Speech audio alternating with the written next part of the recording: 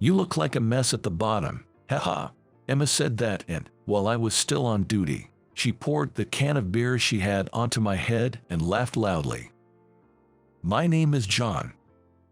My parents divorced when I was just beginning to understand things, and I was taken in by my mother, growing up in a single-parent household. I still don't know the reason for their divorce. I just vividly remember my mother crying on the night my father left. So, I never thought to ask about the cause of the divorce. Being in a single-parent household meant that my mother had to earn the amount that a father in a typical family would bring home all by herself. My mother worked multiple part-time jobs, tirelessly providing for me to have a comfortable life from morning till night. Seeing my mother's efforts, even though I was young, I felt that I couldn't waste her hard work. I diligently focused on my studies, even if it meant sacrificing things I wanted. I secretly wished to play soccer, but I feared it would affect my academics, so I never joined the club. Looking back, I realized that we didn't have the financial means to afford soccer gear like spikes or uniforms, so not joining was the right decision. I didn't buy reference books or attend supplemental classes like the other kids around me, but thanks to my natural intelligence and exceptional memory, I consistently ranked at the top of my class throughout my 6 years of elementary school. However, my mother, despite juggling multiple part-time jobs, never became a contract employee or received promotions or bonuses. Our life never improved. So, even as I entered junior high school, our family remained poor. In elementary school, I wore tattered clothes because we had no school uniforms. By the time I reached the upper grades, my classmates and teachers had figured out that I was from a poor family. Fortunately, in junior high school, most students wore school uniforms and carried designated school bags, which spared me from being singled out as poor in public. One day, during my second year of junior high, as the end of middle school approached, Emma, the most popular girl not only in our class but in the entire grade, approached me and said, "You're John, right?" Well, yes. Since I attended a different elementary school in a different district, I struggled to fit in from the beginning and had no friends, spending my time focused on my studies. At that time, of all people, I was approached by the popular girl, Emma, so I couldn't hide my nervousness. Whether she noticed my state or not, Emma continued without any concern. "John, how much do you usually study?" "Well, I arrive at school as soon as it opens, do some preview for the day. Then after school, I review the material before going home, and I keep studying until bedtime. That's the routine." "Wow, that's impressive. So, is that why you're so smart? Your name is always at the top of the test rankings, but I had no idea what kind of person you were, so I was curious." Saying that, Emma, who laughed, was cuter than any other girl I had met so far. From that day on, Emma started visiting me almost every day, saying she wanted me to teach her. Gradually, we moved beyond just studying, and we began talking about various topics, including life and relationships. As we moved up to the third year and ended up in the same class, we decided to start dating. I never imagined that I would have a girlfriend during my middle school years, especially not before making friends, and the fact that she was Emma was beyond my expectations. However, I always kept in mind that I couldn't let my studies suffer just because I had a girlfriend, so my grades didn't drop.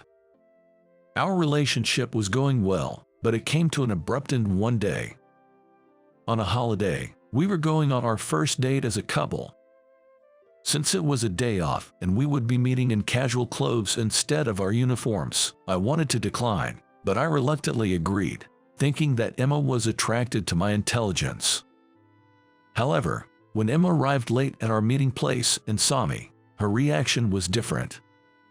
"Sorry for being late," she began, but then she looked at me in shock.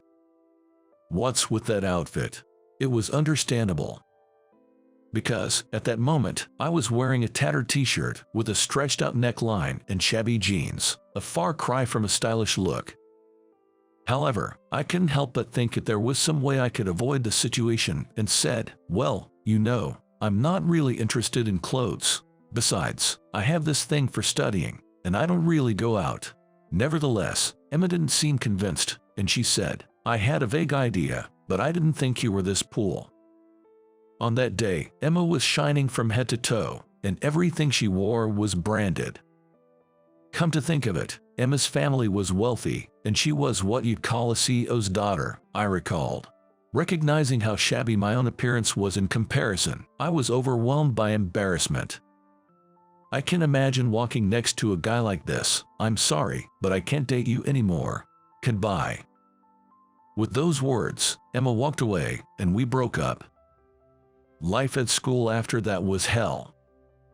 Thanks to Emma, who was at the top of the social hierarchy, my family's poverty was exposed to the entire grade.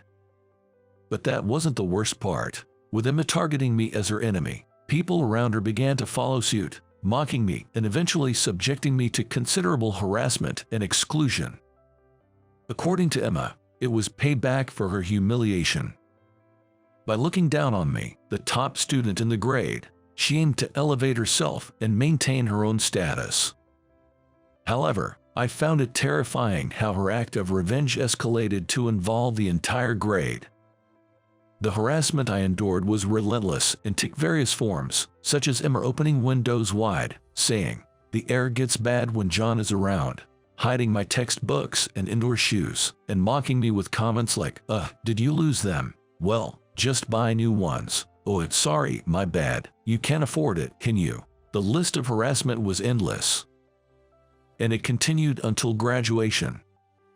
Despite the challenging circumstances, the reason I kept going to school without giving up was my determination not to waste my mother's efforts. So, I focused even more on my studies, determined to protect my position as the top student, and I maintained that position by a wide margin. So, with that in mind, I occasionally gave myself a pep talk to overcome my fears and somehow managed to graduate. After graduation, while I did have the desire to go to high school and continue my studies, I thought that pushing my mother any further would eventually take a toll on her health. So, I abandoned my desire to study and decided to work as an employee at a hotel. My workplace was a well-known luxury hotel, and thanks to my mother's connection with the hotel's president, I was given the opportunity to work there, despite having only completed middle school. Mr. Smith, the CEO, was an exceptionally capable individual who not only managed this hotel, but also several others. Furthermore, he was incredibly strict. This wasn't because I was still a child with only a middle school education. It was Mr. Smith's management philosophy and the key to his success, as the senior employees explained. So, no matter how much I was scolded, I continued to work without getting discouraged. Being a luxury hotel, there was a lot to learn, especially regarding guest etiquette. However, with everything drilled into me, I gradually stopped receiving scoldings. "John sure has a good memory, right, Mr. Smith? If he couldn't handle this much, he wouldn't even be worth considering." No matter how much I grew, Mr. Smith never once praised me. However, I remained determined to redirect the passion I had devoted to my studies into my work and dedicated my entire life to it. Sometimes, I made mistakes, and I faced shouts from other employees, but I never backed down and wholeheartedly embraced the challenges. One day, when Mr. Smith and I were standing at the front desk together, he muttered as if to himself, "Maybe we should start another hotel." Hearing that, I silently thought that I should learn from his spirit of taking on new challenges and resolve to work even harder. And so, 15 years passed, and it was my 30th birthday. As I stood at the front desk, Emma entered through the hotel's automatic sliding doors, with a man by her side. While there was a possibility they were married given their ages, I couldn't see any ring on Emma's left ring finger, so the man was likely her boyfriend. As Emma approached, my heart raced, and my forehead broke into a sweat. Finally, they reached me. "Hey, isn't that John?" "Oh, Emma, it's been a while. I can't believe you're working here, you." who was so poor and only had a middle school education. With those words, just like in the past, Emma mocked me and then boasted about her boyfriend, who was an elite employee at a large company and had an annual income of $200K as they checked in. Although I had to carry the guests' luggage to their room, I did so reluctantly without showing any emotion on my face. I endured a stream of insults on the way but pretended not to care. Meeting Emma and being reminded of my unpleasant past on my birthday was truly disheartening. Even though I was at work, I couldn't help but feel a little down, and my concentration wavered. Several hours later, during my break, Mr. Smith came into the break room and said he wanted to talk. After the break, when I returned to work, Emma appeared in the lobby again. Blushing and with slightly unsteady steps, it was clear that she had been drinking somewhere. That is typical Emma. I knew that dealing with her would be even more troublesome if she got drunk. Sitting heavily on the sofa in the lobby, Emma, holding a can of beer in her right hand, took a swig and then, upon spotting me, started to meddle as usual. "So, I wanted to ask, how long have you been working here?"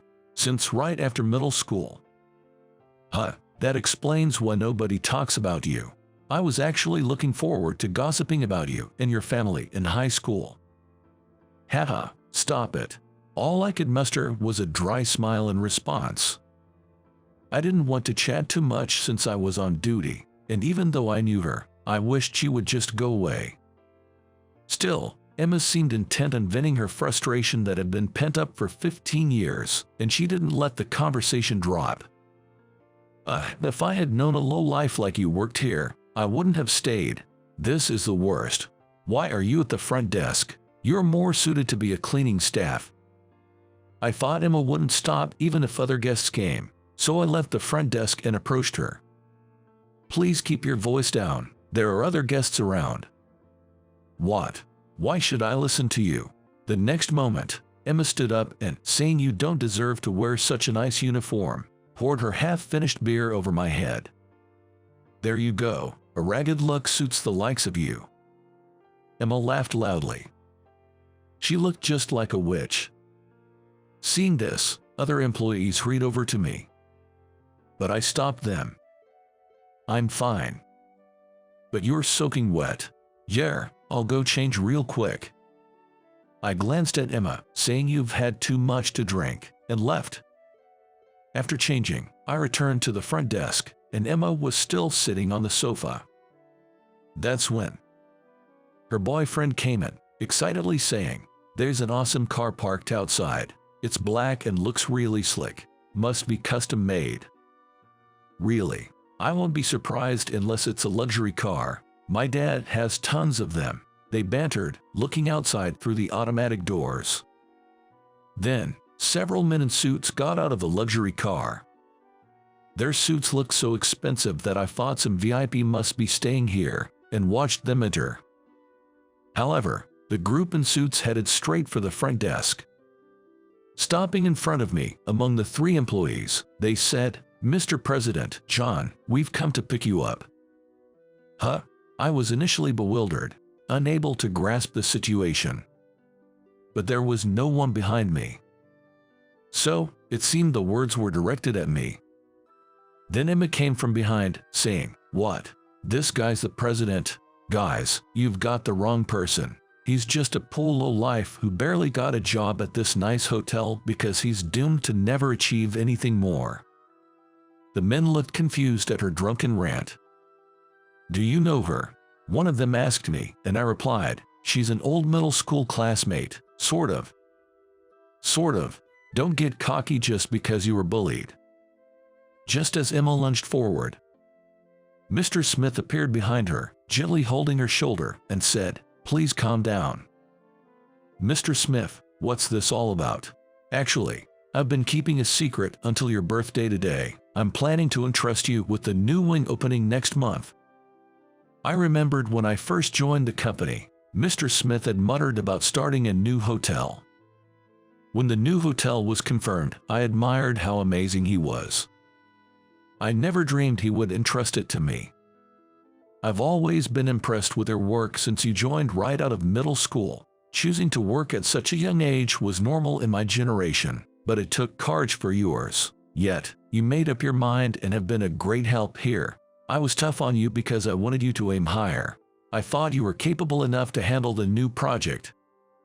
Mr. Smith then held my hand and said with a kind expression, I'm counting on you, and happy birthday.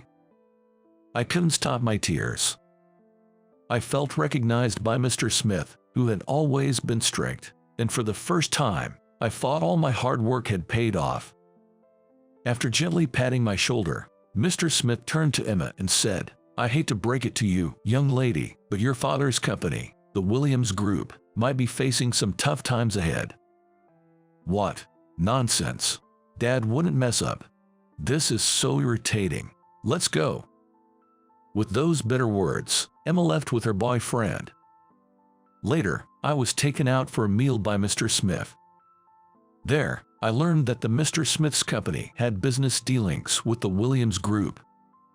However, the Williams Group was famously involved in tax evasion in the area, and upon learning this, Mr. Smith immediately ceased all transactions.